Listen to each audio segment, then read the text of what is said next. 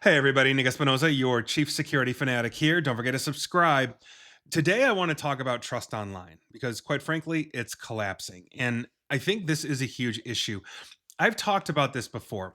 Disinformation, misinformation, AI deepfakes now in multiple forms, think images, video, audio, et cetera, et cetera. It's all eroding our reality. People are genuinely believing false information, demonstrably false information. But basically it's right now, I think, to the point where we may not actually be able to go back, and that's kind of new for me. And this confusion around AI content comes as many social media platforms, which for the record pay creators for engagement, has given users incentive to recycle old photos and videos to basically ramp up emotion around viral news moments. I've talked about this before. Look at the Facebook algorithms. They prioritize things that will get you enraged, et cetera, et cetera, and a lot basically of of these platforms do something similar. So this amalgam of misinformation is creating a more heightened erosion of trust online, especially when it mixes basically with authentic evidence. So Jeff Hancock, who is the founding director of the Stanford Social Media Lab, who was being interviewed by Angela Yang of NBC News, who I'm cribbing from here, and basically said, and I quote, as we start to worry about AI, it will likely, at least in the short term, undermine our trust default. That is, that we believe communication until we have some reason to disbelieve. That's going to be a big challenge. Is basically the challenge is that for a while, people are really going to not trust things they see in digital spaces, end quote.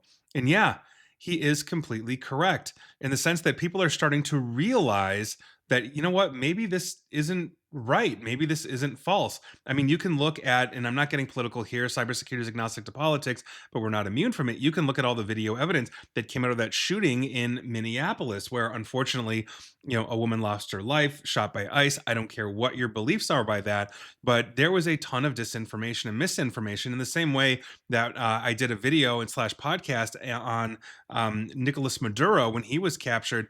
The very first things that we started seeing hit social media, particularly on X, was fake videos and images of Maduro being captured. This is a huge issue. And to be fair, though, we have seen similar trust breakdowns that have basically gone throughout history. Mass production of propaganda after the printing press was invented by Gutenberg in the 1400s. Misinformation in the 2016 election. You can literally go read thousands of ads Russian intelligence, the Internet Research Agency, put out.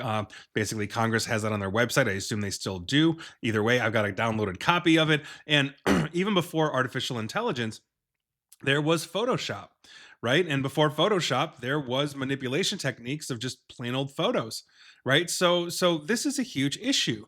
And Hancock also mentioned that fast-moving news events basically are manipulated.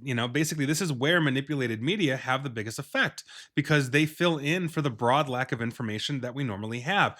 Most people are not news junkies. They're not watching the day to day of what's going on and what's happening. I am, for the record, and that's one in part because I've enjoyed watching and following news and politics since I was a little kid. Some of my earliest memories with my parents were watching 60 Minutes every Sunday. And that was decades ago at this point, and it's still on the air, right? But that plus my day job, where I have to keep attuned to these kinds of things for the political risk side, of my business. But this is a huge thing, and as I've reported before, AI generated evidence is already making its way into courtrooms. This is the concept of the liar's dividend. I literally did an entire segment on the liar's dividend. You can go to my YouTube channel and just search it for that, and you'll find exactly what that is. But AI deepfakes have also been fooling officials. A flood of AI generated videos online portrayed Ukrainian soldiers, for example, apologizing to the Russian people and surrendering to Russian forces en masse. That never happened.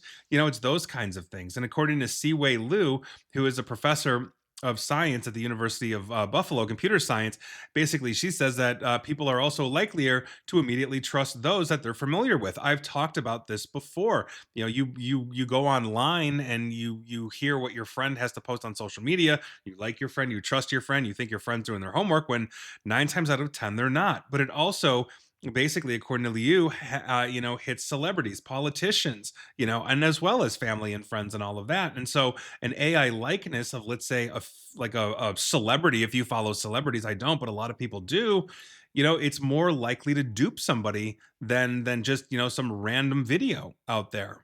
And that's something that is a huge, huge problem that we're going to have. And so trust, quite frankly, is breaking down, it is collapsing online. And because we have no guardrails, and what little guardrails we had have already been removed last year, this is, I think, going to be a continuing and large problem that we have. And it seems like the social media platform owners really aren't doing much of anything to help us. And so, by virtue of that, we have to help each other. We have to educate each other. It's why I put out segments like this to basically inform everybody, stop, think, learn, confirm. When I started seeing pictures of Maduro, my first thought was, are these actually real? Can I have these verified and vetted? I couldn't.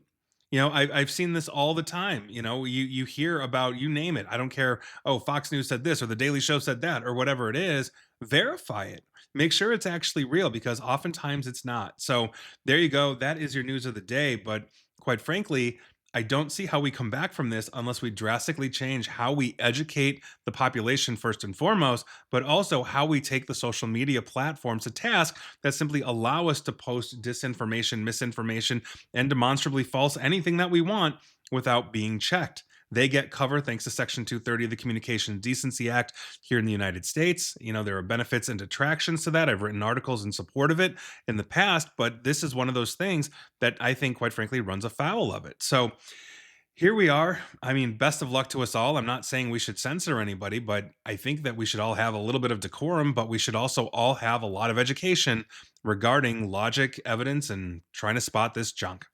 And please like, share, follow me here on Facebook and Twitter at NickAESP. And please feel free to subscribe to me at YouTube as well. And as always, stay safe, stay online, and please, please, please attempt to stay private, informed, and secure.